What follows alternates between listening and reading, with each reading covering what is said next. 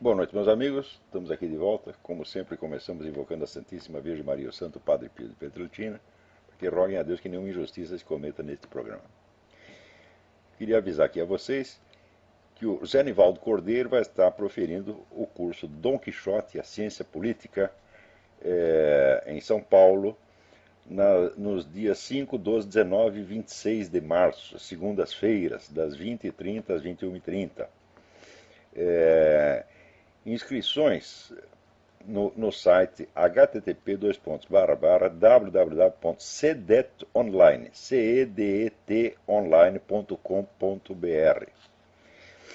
E também lembrar que logo que terminar esse programa começará o programa da professora Margarita Nois e da Mariana Discacciati sobre homeschooling. Informações no site www. Começa aqui pelo Blog Talk Radio mesmo, né? E informações pelo site www.margaritanois, Nois é N-O-Y-E-S, margaritanoislol.com.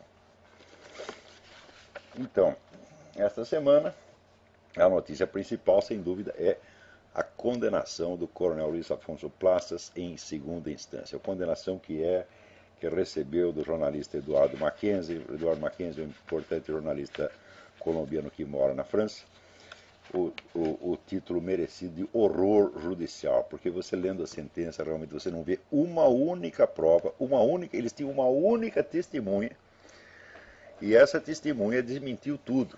Foi na procuradoria e fez uma declaração, porque eles tinham inserido no processo um memorial, um relatório dele, que teria sido encontrado no armário. Ele é um soldado, tinha um armário dele no quartel, e diz que encontraram lá um relato dele, dizendo que tinha visto o coronel Plastas levar os prisioneiros para lá e sumir com os prisioneiros. E, quer dizer, não era nem um depoimento direto, o documento foi encontrado. Passados 20 anos, o sujeito apareceu, o nome dele, inclusive, constava errado, tá certo, do processo. O sujeito apareceu dizendo: olha, essa letra não é minha, a assinatura não é minha, eu nunca vi esse coronel Plastas mais gordo, não tenho a menor ideia de quem ele é, o que ele fez, deixou de fazer. Essa era a única testemunha que tinha. Não obstante, ele foi condenado agora em segunda instância. Olha, isto é para aprender definitivamente que com esse pessoal comunista não há acordo, não é possível convivência democrática de maneira alguma. Quando é que vão meter isso na cabeça? Então, é o seguinte, eu não sei quando vai haver um governo de direita na América Latina, talvez daqui 50 anos, 60 anos. Mas quando houver, seja eleito por meios democráticos, seja por golpe militar, por revolução, por qualquer outro modo, a sua obrigação número um, seus idiotas, e estou falando isso inclusive para aqueles militares brasileiros que hoje estão sendo perseguidos até agora, tá certo? E quando estiveram no poder não fizeram isso, a sua obrigação número um é educar o povo contra o comunismo, explicar o que foi o comunismo, explicar o que é essa gente, e criar a maior rejeição contra eles, uma rejeição tão intensa quanto se tem contra o nazismo. Hoje você sabe que nenhuma pessoa pode ser nazista em público, né? Se o sujeito se intitular nazista, bom, imediatamente todo mundo sabe que o sujeito é louco e ninguém mais leva a sério. A mesma coisa tem que ser feita com o comunismo. Agora, os militares brasileiros tiveram no poder 20 anos, ninguém até então tinha tido tanto poder quanto eles, não disseram uma palavrinha contra o comunismo. Eles faziam propaganda contra a guerrilha, contra a violência, etc, etc. Mas não queriam tomar posição ideológica. Isso foi de uma covardia, de uma estupidez fora do comum. Né?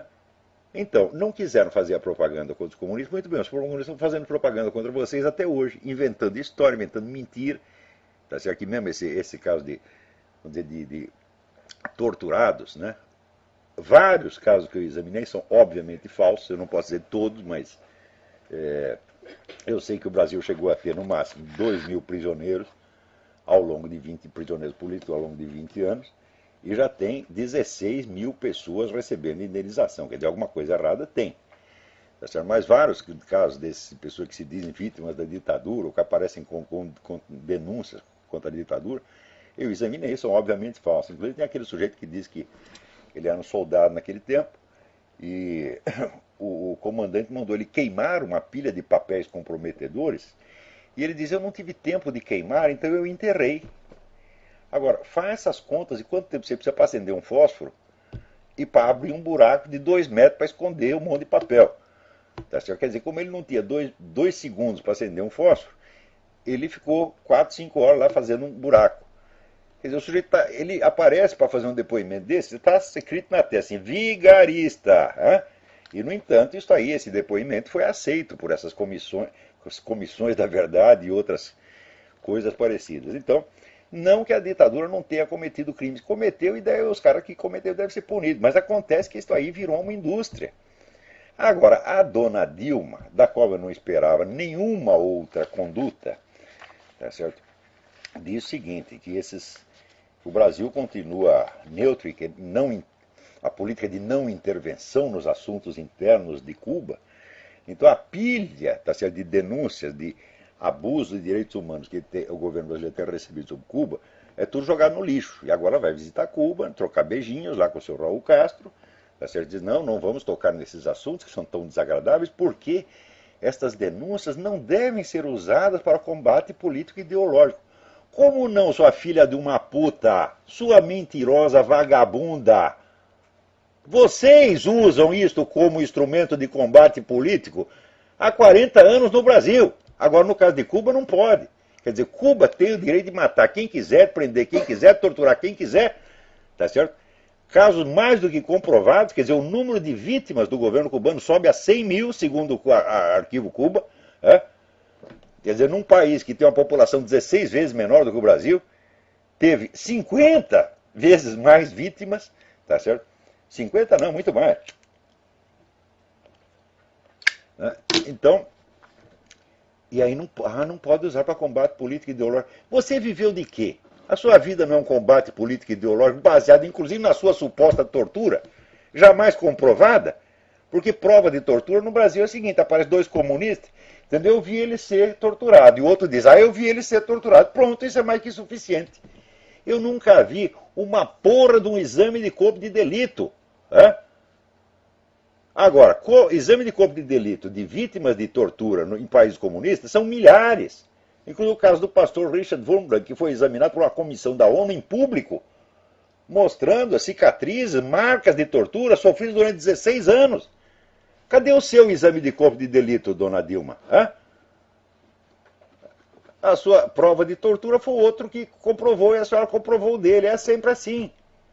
Agora, como é que não pode usar como instrumento de combate político e ideológico? Se vocês vivem disso, o PT vive disso, esse governo vive disso. Agora, esses apelos dramáticos de... O curioso é que prisioneiros políticos cubanos continuam apelando ao governo brasileiro. Até surgiu a história de que aquela... Como é que chama aquela mulher? Aquela blogueira? Ioani Sanches. Ia pedir asilo político no Brasil. E daí já aparece Marco Aurélio Garcia. Ah, sim, a senhora pode pedir exame político, só que daí a senhora vem para cá, a senhora vai ter que se abster de qualquer atividade política, jornalística, tem que ficar quietinha no seu canto. Não é isso?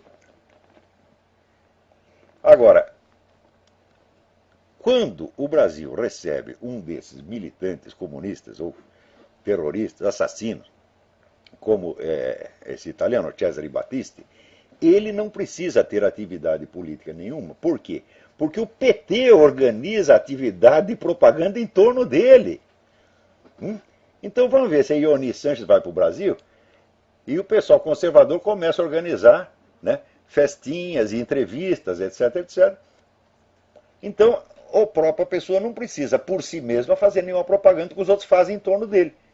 Agora, isso vale para o Cesare Battisti, vale para qualquer vagabundo das Farc que, por acaso, algum cara da Polícia Federal, por engano, prende um cara das Farc, o governo imediatamente liberta, e o cara fica vivendo no Brasil, tá certo? Com direito a asilo político, emprego, né? Tem emprego para a mulher, emprego para os filhos, tudo, e todo mundo fazendo propaganda comunista em torno do cara. Quer dizer, é coisa de uma sem vergonhice que comprova mais uma vez, fala, gente, não tem diálogo com comunistas, quando é que vocês vão entender isto, porra? Você vê que no Brasil, os partidos, né, Quando acabou o regime militar, todo mundo, não, agora nós vamos ter a democracia, tá certo? Os partidos vão se revezar no poder, e vai ser tudo normal. Eu digo, não vai acontecer isso. O que vai acontecer é que os comunistas vão ocupar todo o espaço como de fato ocuparam. Né? Destruíram todos os seus inimigos políticos na base da chantagem, na base das falsas denúncias, na base da propina, tá certo? E não sobrou ninguém, só sobrou eles. Né? Então, o que sobrou de oposição no Brasil é esses tucanos que não falam absolutamente nada. Você não vê em campanha eleitoral, você vê alguém mencionar a parceria PT-FARC, você vê alguém mencionar o caso Celso Daniel, você vê alguém mencionar o caso do prefeito de Campinas? Não. Esse seu Zé Serra, eu lembro que na eleição de, não nessa última, outra, né, eu fiz chegar até a mão dele um relatório deste tamanho, tá certo, sobre o negócio das Farc, através de um assessor dele, assessor e amigo dele, digo até o nome, Denis Rosenfield. Né? Então, chegou na mão dele. E até o último dia dos debates ficam esperando o cara mencionar aquilo. Chegou na última pergunta que ele tinha que fazer para o Lula, ele fez uma pergunta sobre tarifa de ônibus. Hã? O que pensar de um sujeito desse? Então, o que eu penso está aqui. Ó. Zé Serra, você é um bosta. Você é um covardão como jamais existiu no planeta. Você não merece ser presidente nem de escola de samba, rapaz. Se você se candidatar, agora eu quero ser presidente da Mangueira, eu vou lá e conto para eles o que você fez, para que eles não te elejam. E assim é o PSDB praticamente inteiro, com 2 ou 3 exceções. Não é isso? Tem 2 ou 3 pessoas lá que são pessoas de valor. O resto é tudo covarde, aproveitador, boiola, porra. Então, quando vocês chegam no poder, vocês não querem briga com o comunista, vocês querem abstenção ideológica. Fala, mas olha, escuta, você pensa assim, uma briga em que um sujeito quer bater e o outro não quer fazer nada. Quem vai apanhar? Olha, eu me lembro que isso já me aconteceu. Né? Eu, na minha juventude, fui muito brigão, briguei muito. E, às vezes, batia, às vezes apanhava. Mas tem uma vez que eu apanhei feio. Sabe por quê? Era um sujeito que eu precisava de um favor dele. Então eu não queria brigar. E o sujeito dando porrada e eu, não, peraí, tentando dialogar. Falei, o que é minha... Não tinha jeito, né? Então, isso acontece. A vida é assim, você está entendendo? Porque se você não quer brigar, você vai só apanhar. Você tem a opção, você pode brigar, e daí você bate um pouco, apanha um pouco. Agora, se você não quer brigar, tá certo? Então você vai só apanhar. É uma questão de divisão do trabalho. Um bate, o outro apanha. É inteiramente justo. Tá certo? Agora, no meu caso, ainda tinha. Eu precisava desesperadamente de um favor. Não é que ele tinha me dado uma propina. Não, ele me deu a propina, então eu não posso brigar, eu tenho que deixar ele bater. Não foi assim, porra. Agora, esse pessoal do PSDB, uma boa parte é propina mesmo. E a outra parte é covardia. Né? Então, eu sugiro que vocês acompanhem lá no site Nota Latina. Eu acho que a essa altura, esse artigo, O Horror Judicial, escrito pelo Eduardo Mackenzie, já deve estar lá na Nota Latina, que acompanha essas coisas em cima da hora. Agora, veja aqui, a cada coisa que acontece, esquerdista pode falar tudo o que quiser. Tudo, tem o direito a dizer tudo. Outro dia, o Zbigniew Brzezinski, aquele que foi assessor do Jimmy Carter, né? E que é uma besta quadrada, é um sujeito que faz interpretações pseudo-profundas de política internacional, só besteira, sempre acaba favorecendo o outro lado. Foi o sujeito que ajudou a montar o Talibã. Ele deu dinheiro americano para montar o Talibã. Quer dizer, é aquele negócio, eu lembro aquela expressão do Anthony Sutton, né? É o melhor inimigo que o dinheiro pode comprar.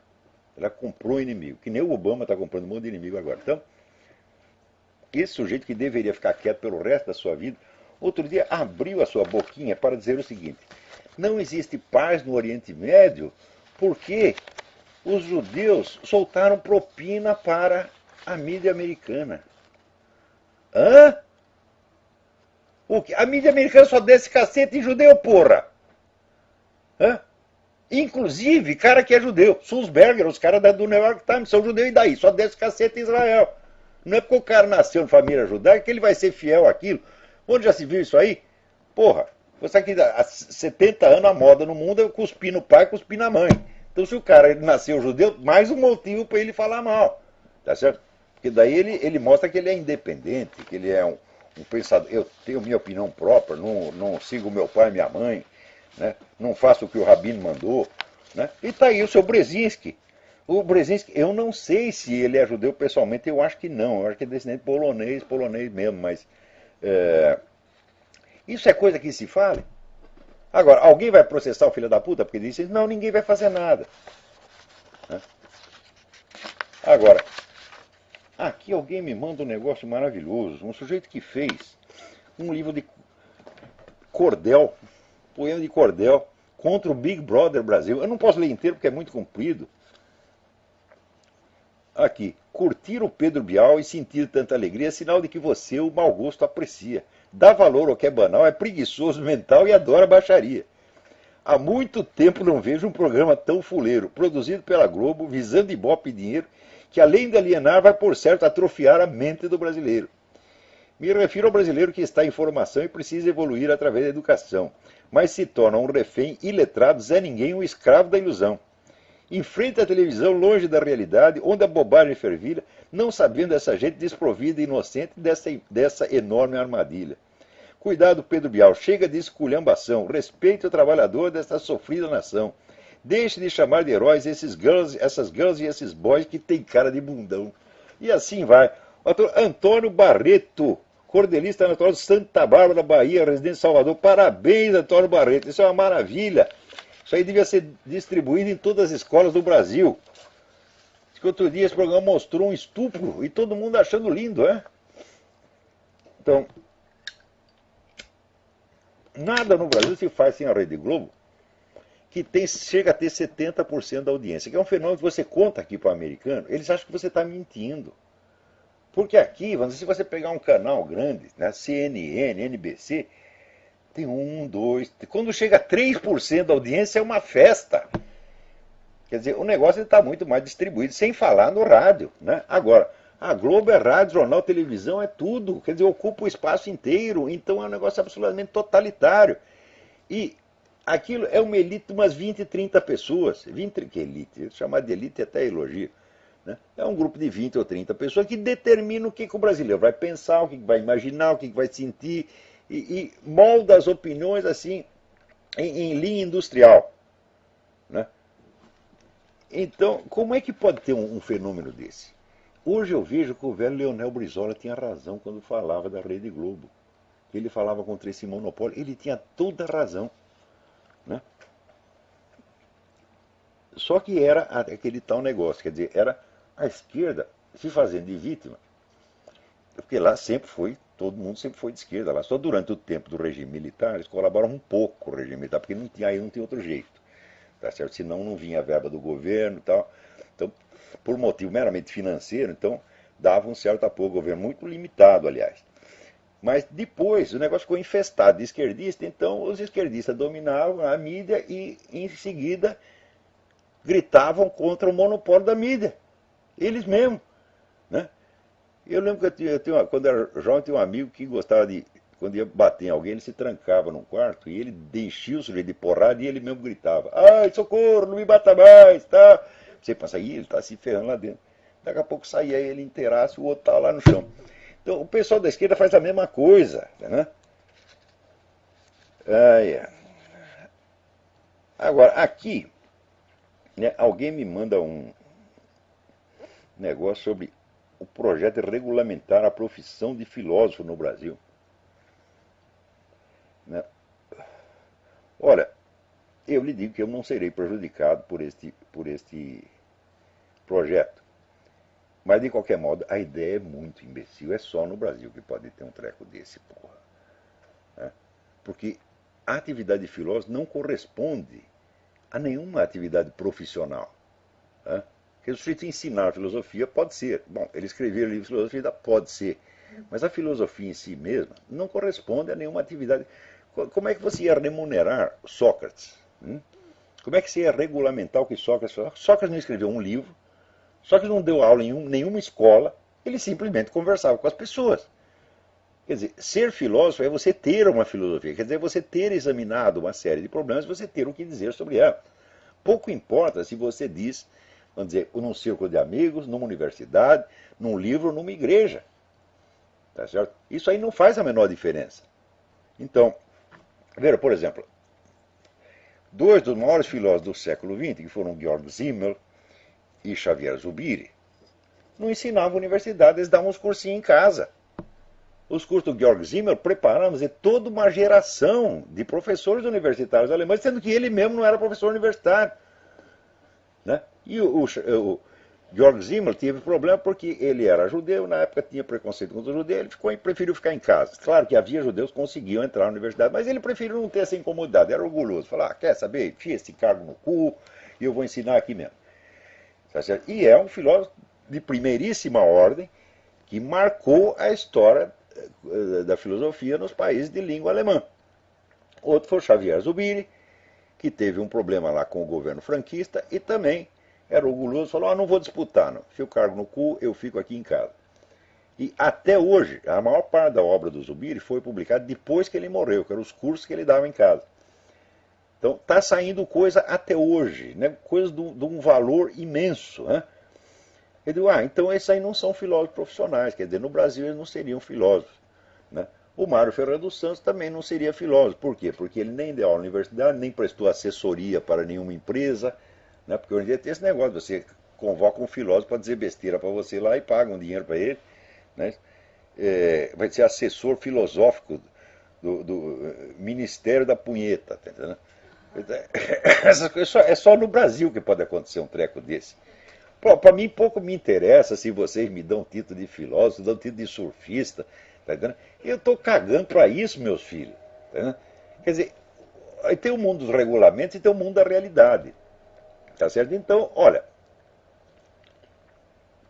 a minha obra filosófica está aí, tá certo? Está em livros, em apostilas, em cursos, em gravações, em vídeos, etc, etc. E, lamentavelmente, ela existe, meu filho. Você não pode fazer nada contra isso.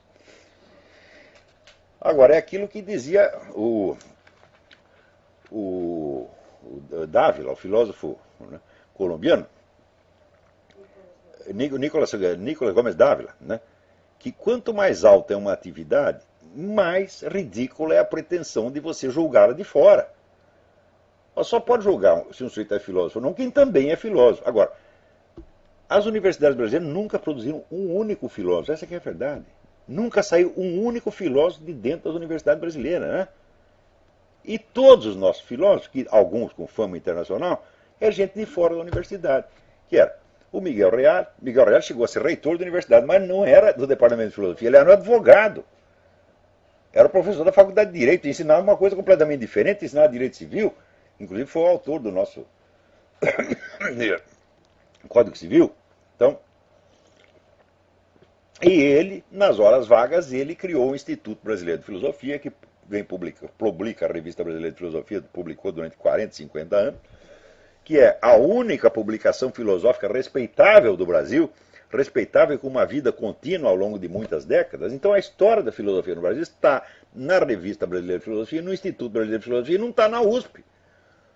Na USP, eles mesmo confessam. Tem um livro do Paulo Arantes, que se chama Um Departamento Francês do Ultramar, ele confessa que nunca saiu nenhum filósofo de lá. Agora, se a faculdade de filosofia não ensina filosofia, então que merda que está fazendo? Isso aí é gastar dinheiro público, porra. Então, era o Miguel Reale, o Mário Ferreira dos Santos, o Vicente Ferreira da Silva e o Wilhelm Flusser, que eram um imigrado tcheco, que depois chegou no Brasil, teve que viver como jornalista.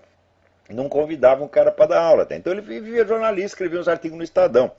Um dia se encheu o saco e foi embora para a Alemanha.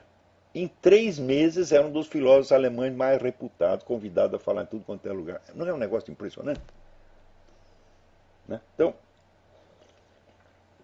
o que foi fazer no Brasil? Nenhuma pessoa inteligente pode ficar no Brasil, porra. Eu já disse, ser brasileiro é uma coisa que ninguém devia fazer.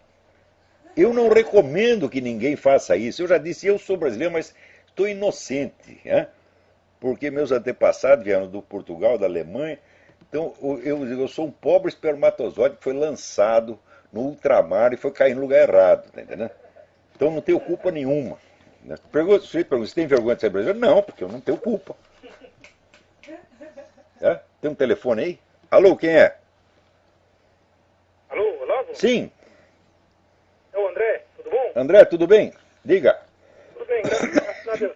Olavo, eu queria te perguntar se o senhor já leu o último livro do Pascal Bernardin, Le Crucifixion de Saint-Pierre. Sim, é um livro muito. Olha, é ler e chorar. É ler e chorar, porque mostra o que está acontecendo na Igreja Católica, é uma coisa assim medonha. Absolutamente medonha. É a crucificação de São Pedro. Eu queria falar antes, né, perguntar sobre o livro antes, porque eu li um resumo, mas assim, parece que ele fala do sincretismo, né, que entrou dentro da Igreja Católica, essa coisa do gnosticismo, panteísmo, aquela salada de fruta, né, que Sim. o liquidificador e vira uma lavagem, né? Mas pelo resumo que eu li aqui, eu não sei, dá a entender que ele não fala, parece que ele não fala sobre o comunismo, né, no livro, não sei se... Não, a perspectiva dele não é essa ali. É internamente o que está acontecendo na igreja. É uma descrição do que acontece dentro da igreja. Ele não está nem sondando causas. Tá certo? Mas eu acho o livro muito importante como documentário. Pascal Bernardin não abre a boca para falar coisas que não estejam muito bem documentadas.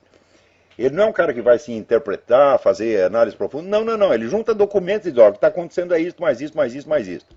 Como ele fez para o caso, vamos dizer, da educação, no livro Maquiavel Pedagogo, e como fez sobre o caso da nova ordem mundial no livro Império Ecológico.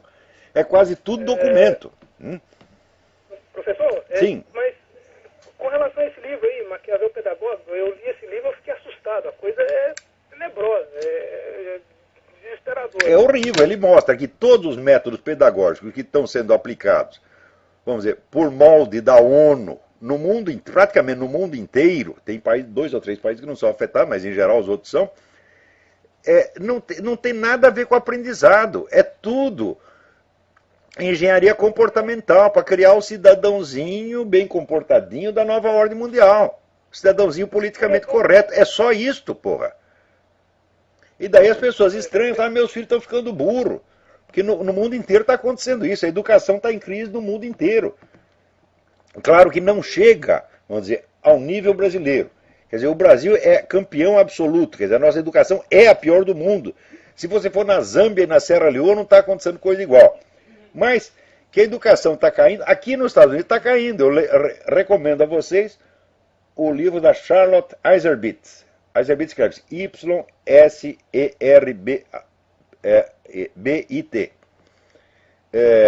Que se chama The Deliberate Dumbing Down of America. A estupidificação deliberada da América. Também é um livro constituído só de documentos. E ela mostra a continuidade desses projetos educacionais que vem desde a década de 30, que começou com aquele imbecil do John Dewey, tá certo? Que é assim, um imbecilizador em massa, né? E que alguns ainda consideram um grande filósofo. Mas, veja, no Brasil não tem nenhum John Dewey, tem um discípulo do John Dewey que foi Anísio Teixeira, que todo mundo até hoje, né, badala Anísio Teixeira. Eu digo, mas é o cara que começou a levar a influência do John Dewey para o Brasil. Então, a educação brasileira, o que era a educação brasileira? Bom, é verdade que poucas pessoas tinham acesso à educação, mas era a educação. Quer dizer, aqueles caras que estudavam no tempo que estudavam com os jesuítas, no tempo do Império, tá certo? Ou até da colônia, eles aprendiam alguma coisa, né? Agora nós vamos fazer educação popular. Fala, bom, então, é o povão, então a gente dá educação de merda. É isso que fizeram, quer dizer, vai democratizar merda, porra! As pessoas perguntam, você acha que a gente deve dar educação para todo mundo? Fala, não, essa educação que se dá no Brasil não deve dar para ninguém, não deve dar nem para porco, nem para cachorro, porra. Se oferecer para mim, eu fico ofendido. Agora, a educação deve ser a melhor possível e você deve dar o máximo de pessoas que você possa. Se não pode dar para todo mundo, então você dá para uma elite que na geração seguinte aquela elite espalha para mais pessoas. E depois para mais pessoas e vai formando um efeito de círculo concêntrico. É assim que se faz. Agora, se você não tem educadores preparados, fala, bom, então o que nós vamos espalhar milhões de charlatães para enganar milhões de crianças, como estão fazendo agora, porra. Olavo, eu posso fazer uma pergunta antes de desligar? Só pode me ensinar o quê? Então, dizer, ó, chupar piroca e dar o cu, que isso eles sabem, isso qualquer pessoa sabe, tá entendendo? Então eles vão lá, ensinam isso e dizem que é educação sexual. Diga, passa a pergunta. Sim, rapidinho, mudando completamente de assunto, com relação ao Islã, né, uma pergunta, fazendo umas reflexões, né, mas não sei se eu pensei da forma correta, né?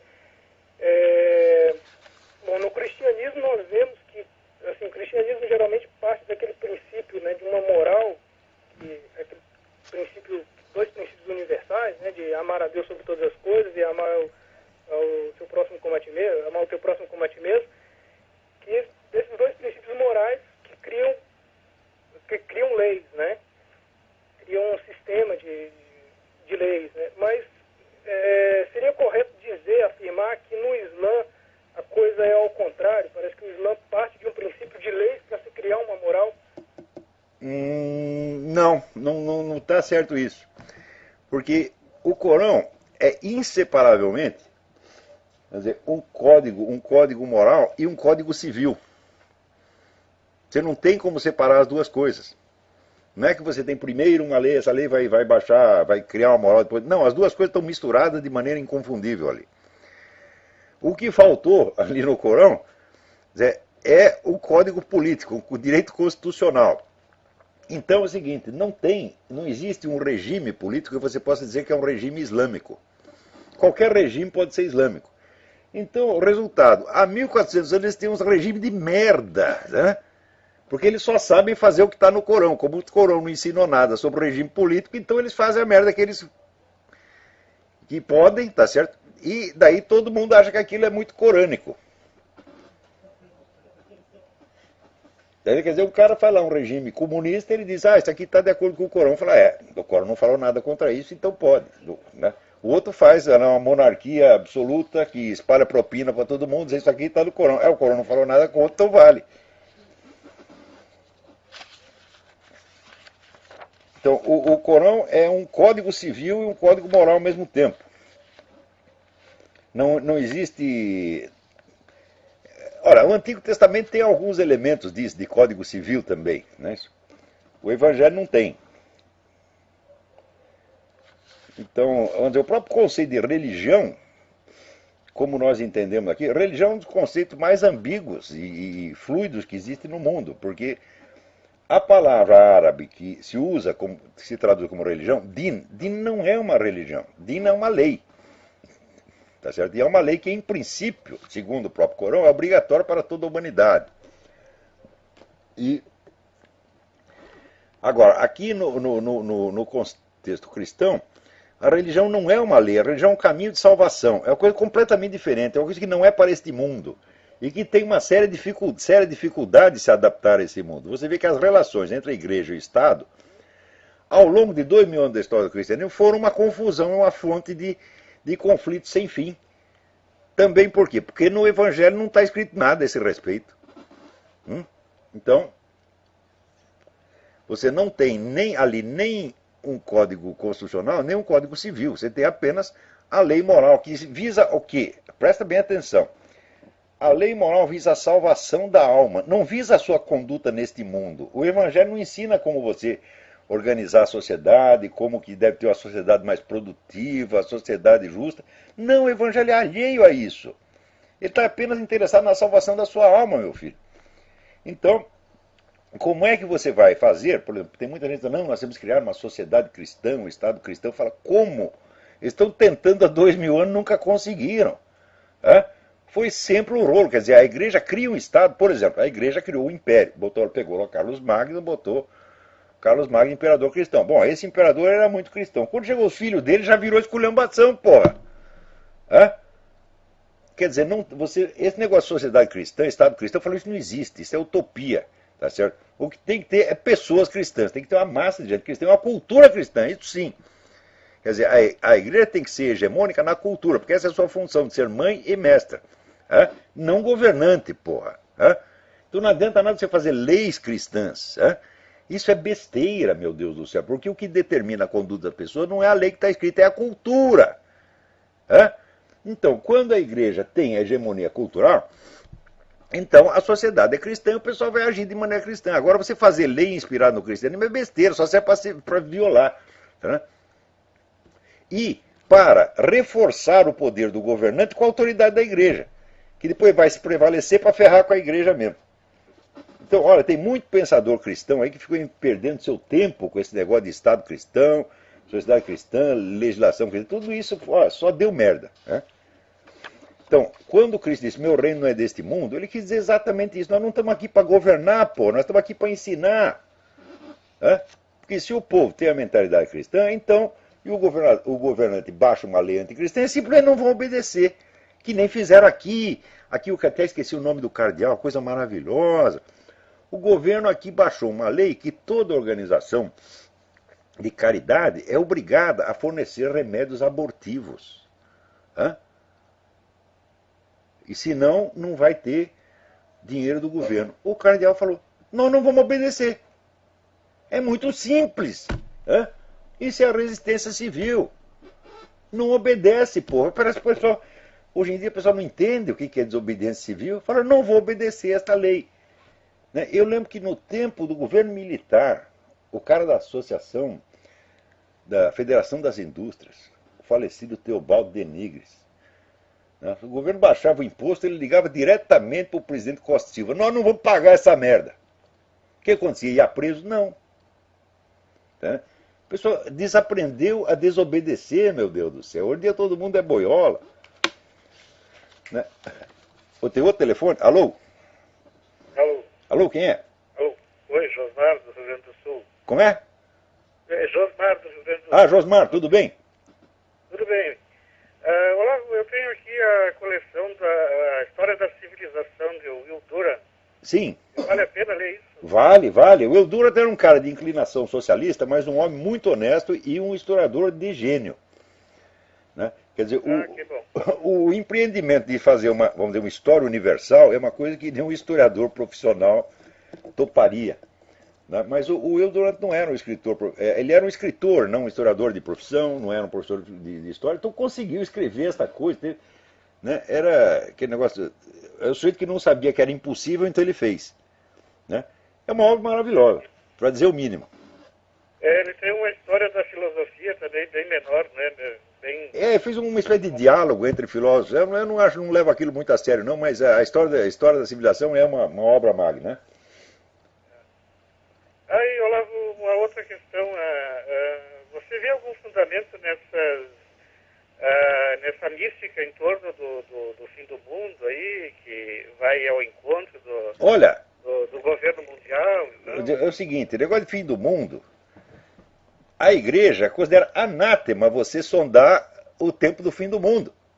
Por quê? Porque quando perguntaram isso para Jesus Cristo, ele disse, eu não sei, só Deus Pai é que sabe. Quer dizer, o cara quer ser mais esperto que Jesus Cristo, pô. Ele já falou, eu não sei, eu mesmo não sei. Note bem, vamos pensar um pouco. Jesus Cristo, a segunda pessoa da Santíssima Trindade, ele é o Logos Divino, ele é a inteligência de Deus. Deus Pai é o poder de Deus, é a vontade de Deus. Ora, se a inteligência não sabe, quer dizer que não foi um negócio planejado, é uma decisão livre de Deus Pai, que pode acontecer a qualquer momento e não tem data certa. Não tem uma razão lógica compreensível. Quando Deus Pai fala, é agora, é agora. Jesus Cristo não vai nem discutir, quer dizer, a inteligência não vai interferir na decisão da vontade. Então, isso aí é inútil sondar. Né? É inútil, e segundo a igreja é anátema, é um pecado gravíssimo você fazer isso. Então eu não quero saber se o fim do mundo vai ser daqui 5 minutos, por quê? Porque eu só posso morrer uma vez. Se eu for morrer sozinho ou morrer junto com todo mundo, que diferença vai fazer? Ou alguém espera ficar vivo para assistir o fim do mundo, porra? Né? Eu me não preocupo com o fim do mundo, preocupo com o depois. Depois vem um treco que é o dia do juízo. Daí nós tudo podemos estar ferrados, meu filho. Então o que você tem que fazer é o seguinte, já vai desde agora você pedindo a misericórdia de Deus. Porque você vai chegar lá como eu, nós vamos chegar lá com todos os nossos pecados, tá entendendo? E não adianta você querer parecer bonzinho, nós vamos depender inteiramente da misericórdia. Não vai ser a sua santidade que vai salvar você. Então é esse que é o problema. O fim do mundo não é problema, o problema vem depois. Tem mais alguém ali? Alô, tem mais alguém? Mas, pera, antes disso tem um negócio, tem uma pessoa que fez uma pergunta, eu tenho que responder. Aqui, alguém me pediu, peraí.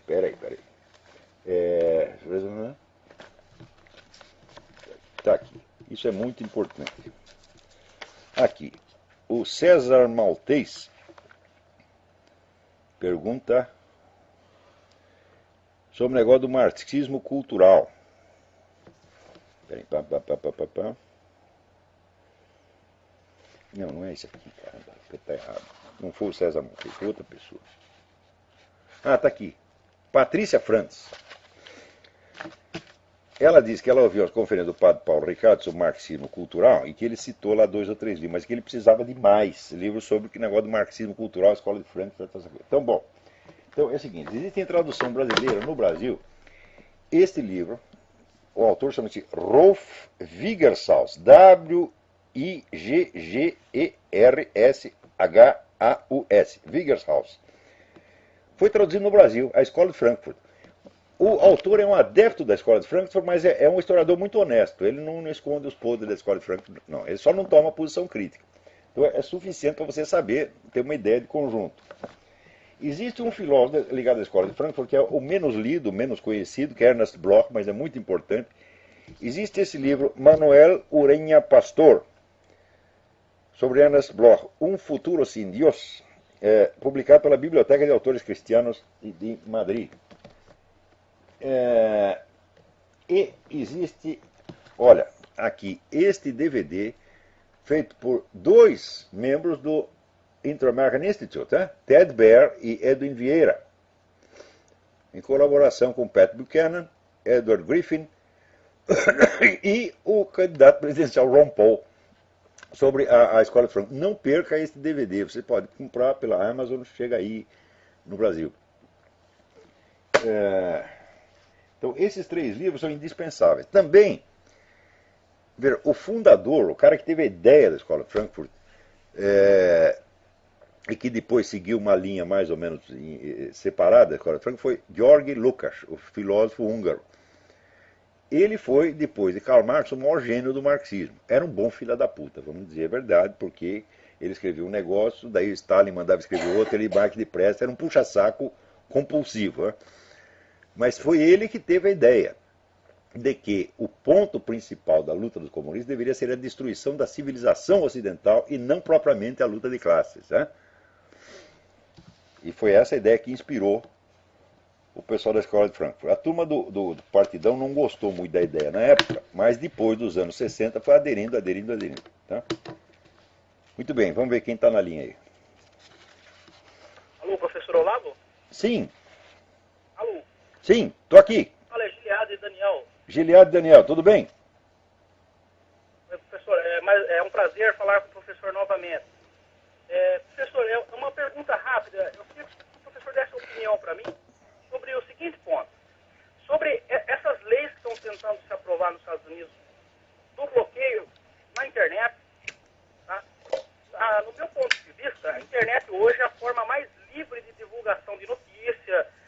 Um exemplo disso é o próprio programa que o professor mantém na internet. Então, eu queria que o professor me explicasse e desse a sua opinião. O que o professor acha desse bloqueio que estão tentando fazer com relação a esses grandes servidores? Porque tem muita coisa que é pirataria, mas também vai se perder, vai se bloquear muita informação importante com isso. Bom, a ideia, a pirataria vai continuar do mesmo modo, tá certo? Esse negócio, a finalidade é realmente assim, uma censura política encoberta e disfarçada. E, vamos dizer, esse é um dos projetos, esse projeto é a menina dos olhos do governo Obama. E você quer saber? Eles vão fazer de qualquer maneira. Vai ser muito difícil parar essa coisa. Então vamos aproveitar enquanto pode. Agora, as coisas que estão acontecendo aqui nos Estados Unidos, os Estados Unidos estão ficando um país estratosférico. Só acontece coisa impossível. Você vê, o Obama bloqueou esse negócio do oleoduto que viria do Canadá. Né? Que ia criar de cara, quer dizer, além de você economizar transporte, etc., né? E ter um fornecimento de combustível mais à altura das necessidades do país, ia criar imediatamente 85 mil empregos altamente remunerados. O Obama bloqueou o negócio. Bom, acontece o seguinte, acontece que, não tem oleoduto, então quem que vai trazer o petróleo? É a estrada de ferro Burlington Northern Santa Fe, que pertence ao Warren Buffett, que é um dos maiores contribuidores para a campanha do Obama. Isso aí normalmente daria impeachment na mesma hora, porra, porque isso é claro que é um favorecimento ilícito, porque não tem nem meio motivo para você bloquear o negócio do oleoduto. O oleoduto vai prejudicar a ecologia. Outro dia eu vi uma foto aqui que tinha um oleoduto na neve e 2 ursos caminhando em cima do oleoduto, né? Quer dizer, não fez mal nenhum aos ursos, né? Então, quer dizer, esse negócio ecológico está sendo usado há anos para estrangular a indústria americana, porra. Então, vamos dizer, é fundamental você demolir a economia americana, que o Obama destrói a economia americana, primeiro, através do endividamento. Ela acabou de elevar de novo o teto da dívida para mais 1 trilhão, porra. Né? E ainda tem pessoa que desconfia que ele está fazendo isso por engano, que ele está muito bem intencionado e que ele quer o bem do país, só que, coitadinho, ele está enganado. Aí eu lembro aquela famosa frase do Joe McCarthy, né? Se fosse por engano, bom, o engano às vezes deveria nos favorecer, porque o engano é sempre do nosso cu, né? Então, esse negócio do controle da internet é a mesma coisa. Aqui saiu até uma notícia dizendo também que o Obama está levando dinheiro para fazer isso, porra. Agora, o Obama é um cara bloqueado, não se pode investigar nada. Outro dia me mandaram aqui umas fotos, é um negócio impressionante. O Obama tem uma cicatriz na cabeça, que é um negócio que é aqui, um corte que começa numa orelha, atravessa aqui e vai parar na outra. Isso aparece em várias fotos. Né? Nunca você viu ninguém na grande mídia perguntar, presidente, o que é isso? Eu fui operado? Não pode perguntar. Né? Então, daí como não pode perguntar, daí começa, vamos dizer, olha, onde entra a mentira, entra a loucura. Você não sabe a explicação, daí você começa a inventar. Né? Não, eles abriram a cabeça dele e botaram um chip. Né? Ele é um extraterrestre. Eu não sei o que é, mas alguma coisa é, porra. Agora, não consta da biografia dele nenhuma operação de cérebro. Então, como é que tem uma cicatriz dessa? O problema não é ter a cicatriz. A cicatriz pode não ser nada. Né? Nada de importante. É uma operação, às vezes, que a cicatriz é muito impressionante, a operação não foi tanto. Pode ser até isso. Mas por que não pode perguntar? Por que a vida do cara é totalmente bloqueada? Mas agora é o seguinte, agora vai ter o desbloqueio. Sabe por quê? Porque o advogado Obama fez uma cagada. Né? Quando teve o negócio da audiência, o juiz marcou a audiência lá na Geórgia, para ver se ele pode ser candidato ou não. O advogado dele mandou uma carta dizendo que não ia participar, mas anexou à carta uma cópia da certidão de nascimento que eles tinham publicado no site da Casa Branca. Acontece que pelo Código de Processo Civil americano, se uma das partes insere uma cópia de um documento, a outra parte tem o direito de solicitar o original. Então eu acho que finalmente a advogada Orly Tates ela vai ter autorização para ver o original da certidão do Obama, se é que esse original existe, porque tudo indica que aquilo foi montado no Photoshop e que não tem original nenhum.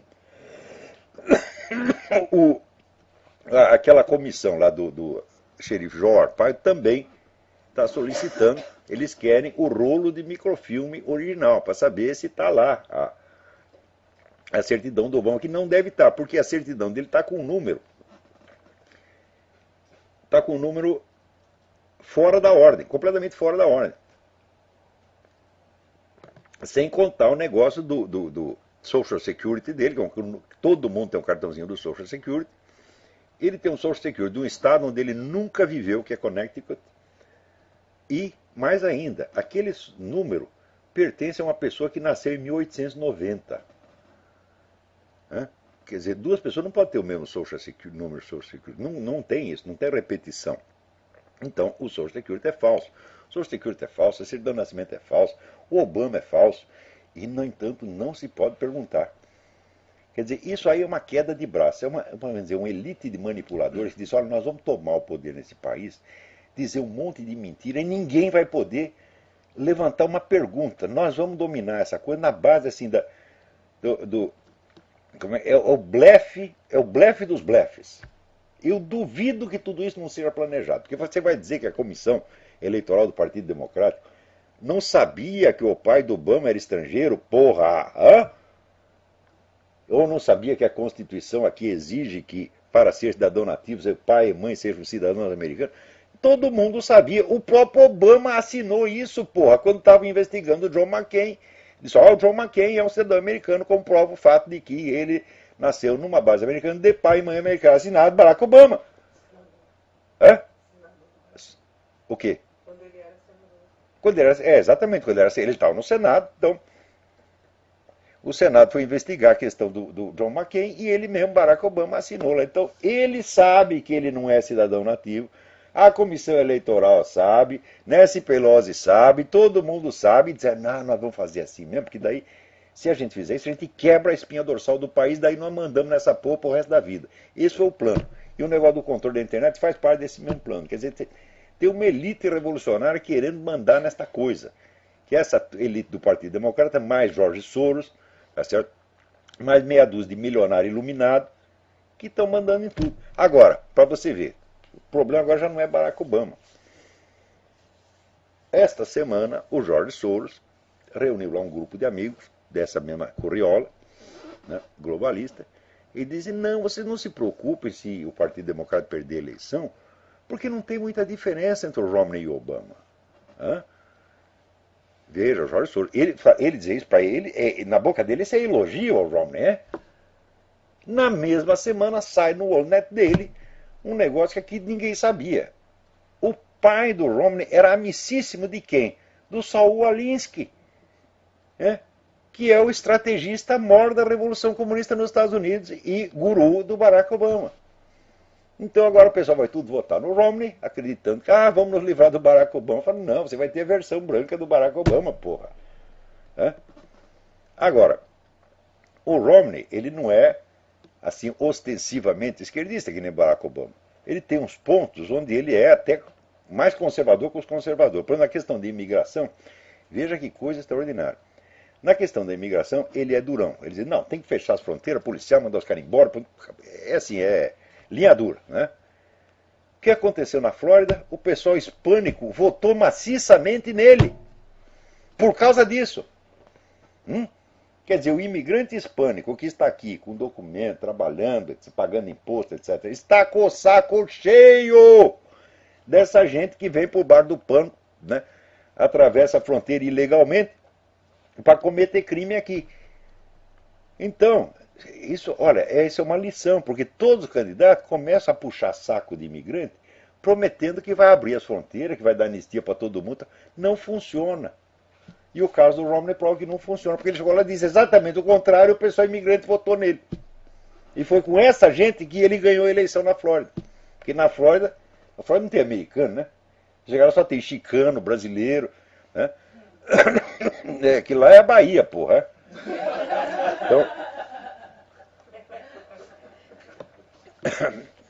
Então, bom, pelo menos nessa questão da imigração, o Romney pode fazer uma boa política, espero que faça mesmo. Mas, na questão da defesa, etc, etc, olha, o homem é perigoso. Então aí, acho que o nosso tempo acabou. Então, até a semana que vem. Muito obrigado.